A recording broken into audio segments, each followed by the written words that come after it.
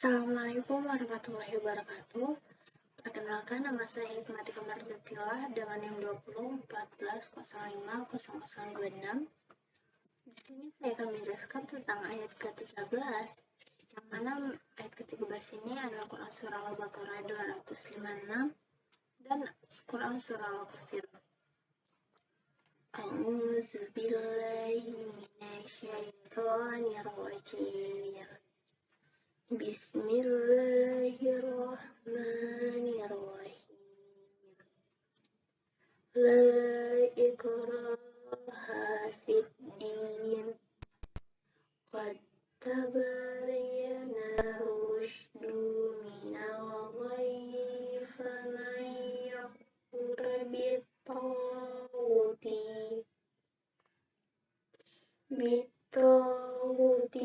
wa yu'mina billahi faqad istamsaka bil-urwatil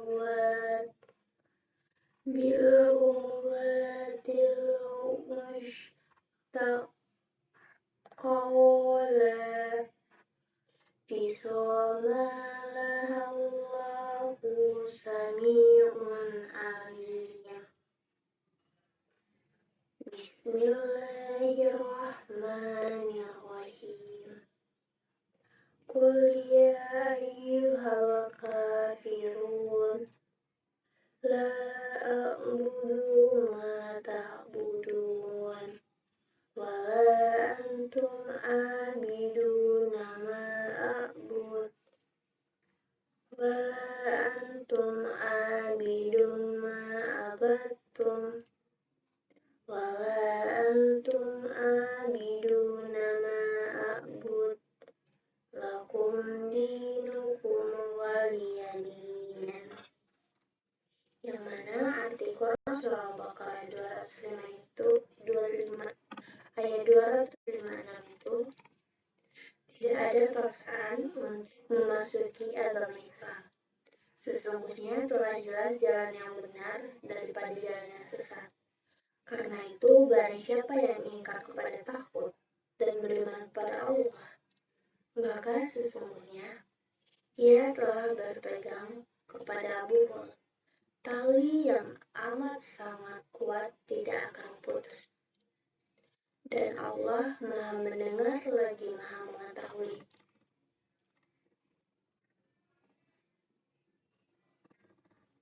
Disebutkan penampakan agama ini dan jelasnya ayat-ayatnya, maka tidak diperlukan tindakan pemaksaan untuk memeluknya.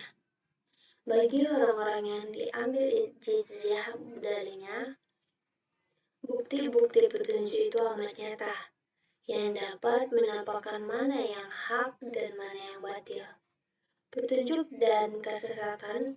Maka barang siapa yang kafir pada semua sesembahan selain Allah dan beriman kepada Allah, sesungguhnya dia telah teguh dan istiqomah di atas jalan terbaik dan teguh dalam beragama dengan memegangi pegangan yang paling kuat yang tidak akan pernah putus.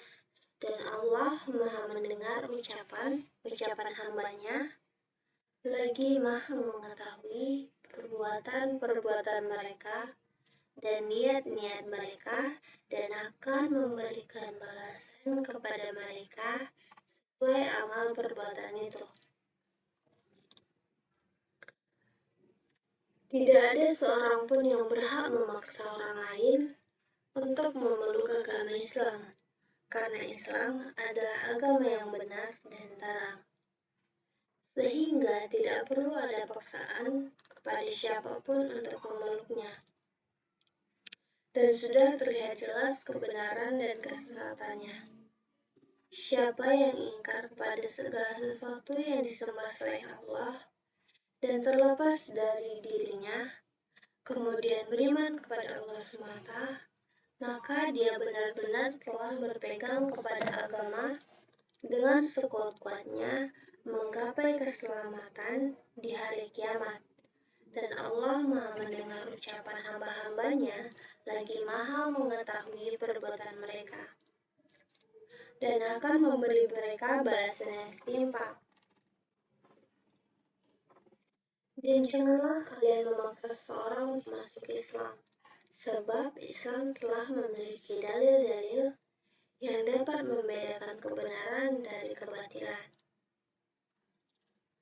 Dan barang siapa yang mengingkari segala yang disembah selain Allah dan beriman kepada Allah, maka dia telah berada di atas agama Islam dan beristiqomah di dalamnya. Sungguh Allah Maha mendengar perkataan kalian dan mengetahui perbuatan kalian. Ibnu Ansyur berkata, setelah penyebutan ayat kursi, disebutkan ayat ini karena kesesuaian keduanya. Ayat kursi mengandung dalil-dalil ketuhanan dan keagungan Sang Pencipta, serta pensuciannya dari segala kesyirikan yang dilakukan berbagai umat. Sehingga layaknya ayat ini menuntun orang-orang yang memiliki akal yang sehat menuju penerima agama ini yang jelas akidah dan lurus syariatnya, tanpa ada pemaksaan.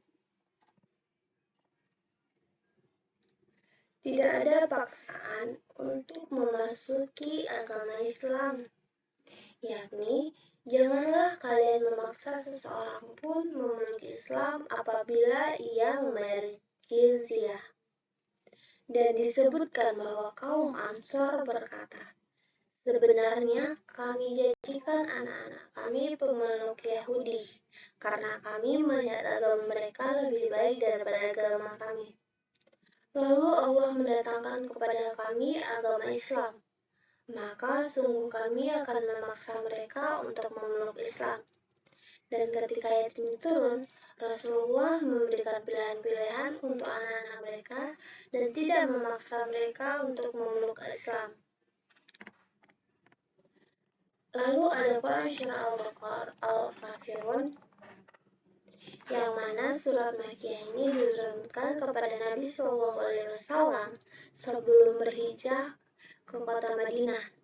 Surat ini dikenal dengan surat Qul Ya Ayyuhal Kafirun. Selain itu juga Al-Ikhlas. Bersama dengan Al-Ikhlas sudah diketahui oleh seluruh kaum muslimin yang diawali dengan Qul Huwallahu Ahad. Hal itu karena kedua surat ini menjelaskan tentang ba'arah minas syirk, berlepas diri dari kesyirikan. Surah Al-Kafirun adalah ayat yang menjelaskan tentang berlepas diri dari kesyirikan secara amalan. Sedangkan surah Al-Ikhlas adalah surat yang menjelaskan tentang berlepas diri dari kesyirikan. Tetapi dari sisi ilmu yang bahwasanya Allah itu Maha Esa. Nabi seringkali membaca kedua surat ini dalam surahnya.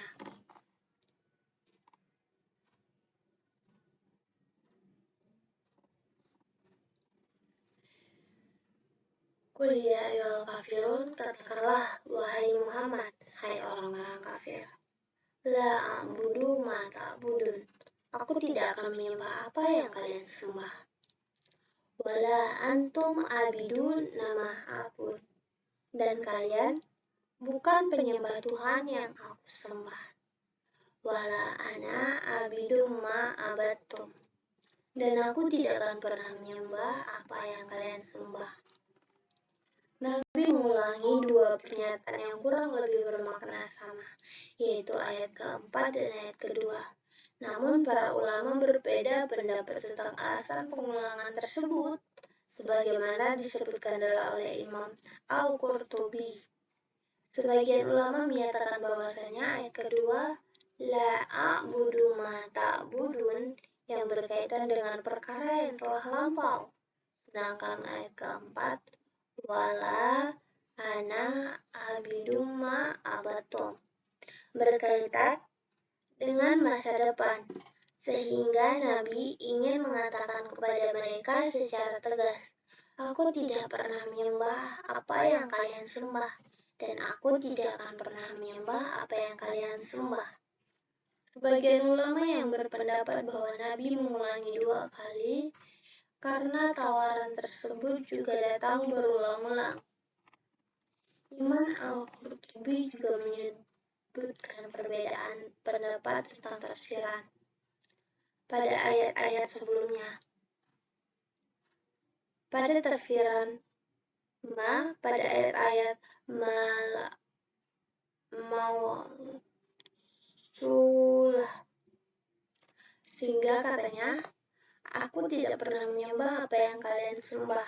Sebagian berpendapat bahwa ayat-ayat ini bermakna bahwa aku tidak akan menyembah sebagaimana cara beribadah kalian, karena mereka beribadah dengan cara kesyirikan. Meskipun mereka mengaku menyembah Allah, akan tetapi cara beribadah mereka salah. Sebagaimana yang telah dimaklumi bahwa mereka menyembah Allah dan juga menyembah selain Allah. Kemudian, wala antum abiduna ma'bud, dan kalian tidak pernah pula menyembah Tuhan yang aku sembah. Dan di akhir kalimat, lakum dinukum waliyadin, untukmu agamamu dan untukku agamaku. Ayat ini menjelaskan bahwa agama tauhid dan kesyirikan tidak mungkin bergabung dan tidak mungkin pula disama-samakan agama tauhid dengan agama kesyirikan. Sekaligus ini merupakan bantahan yang sangat tegas kepada orang-orang yang liberal atau penganut pluralisme yang menyatakan bahwasanya semua agama itu sama. Mereka memahami ayat ini dengan terbaik.